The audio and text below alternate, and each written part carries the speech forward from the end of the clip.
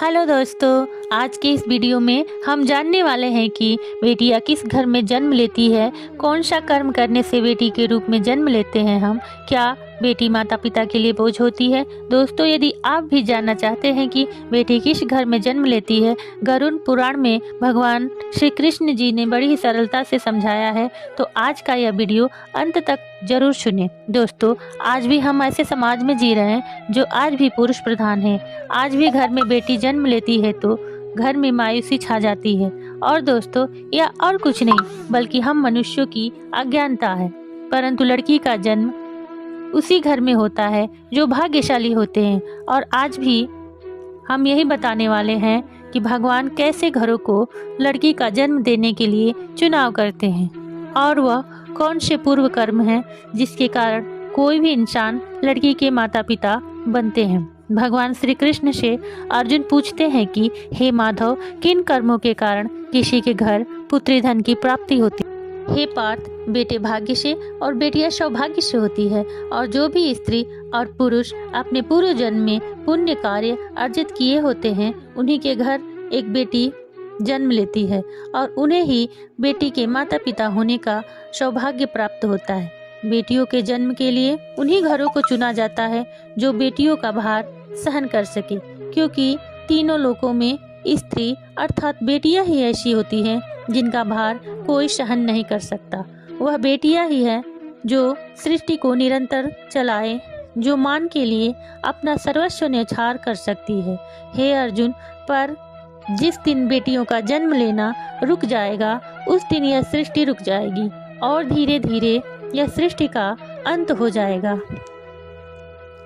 अगर बेटियां नहीं होगी तो किसी का भी वंश आगे नहीं बढ़ पाएगा। लोगों को कहते सुना ही होगा, जिस घर में बेटी का जन्म होता है वह घर स्वर्ग के समान होता है।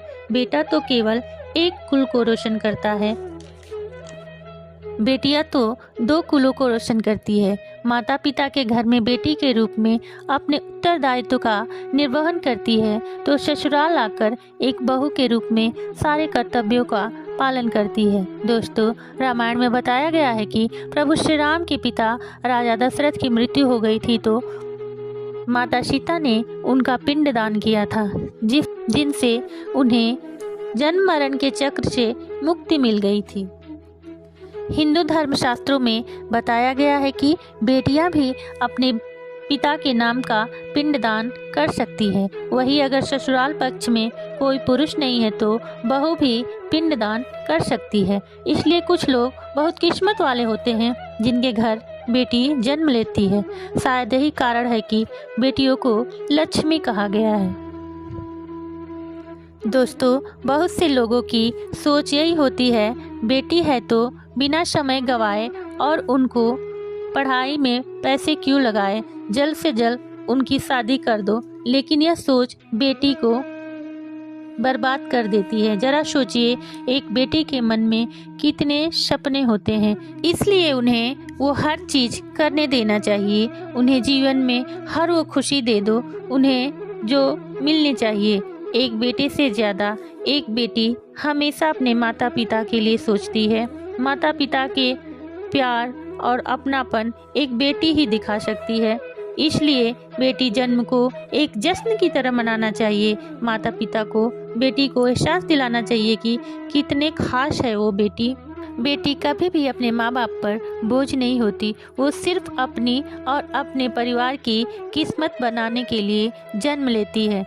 एक कथा के अनुसार दो मित्र रामू और दीनू लंबे समय के बाद एक दूसरे से मिले। रामू ने दीनू से उसका हाल चाल पूछा तो दीनू ने कहा, मेरे हाल तो एकदम बढ़िया है, हो भी क्यों ना, मेरे तो दो बेटे हैं। तभी वह दीनू रामू से पूछा, तेरे घर में कितने बच्चे हैं? तो रामू खुशी के साथ बताता है, मेरे घर में दो बेटियां हैं। फिर दीनू भगवान का शुक्रिया अदा करके कहता है, मैं तो धन्य हूँ, मेरे घर बेटियां नहीं हैं। यह सुनकर राम की आंखों में आंसू आ गए। तभी रामू की बेटी दीनू से कहती है कि अंकल, भगवान हमेशा भाग्यवान को ही बेटी देते हैं, क्योंकि भगवान उन्हीं को बेटी का सुख देते हैं जिनके अंदर पालने की सामर्थ्यता होती है। जो गरीब होकर भी अपनी बेटी का पालन कर सकता है। तब तो दीनू एकदम चुप हो गया। एक बार स्वामी विवेकानंद वैष्णो धाम देवी की सीढ़ियाँ चढ़ रहे थे। बगल से एक किसान अपनी बेटी को कंधे पर चढ़ाए चढ़ रहा था। तभी स्वामी विवेकानंद ने कहा, बाबा, आपकी बेटी का बोझ भारी लग रहा होगा, इसको मैं उठा लेता हूँ और माता वैष्णो देवी के दरबार तक ले चलता हूँ। तब सबके सामने किसान ने कहा, बेटी कभी भी बोझ नहीं होती, बेटियाँ कभी भी धन की भूखी नहीं होती, बेटियाँ सिर्फ मान और सम्मान की भूखी होती है। कौन सा कर्म करने से बेटी किसी के घर में लड़की के रूप में जन्म लेती है? गरुड़ पुराण में बताया गया है कि जब आत्मा को नया जन्म मिले तो आत्मा को शरीर के अनुसार चलकर अपने कर्म करने होते हैं।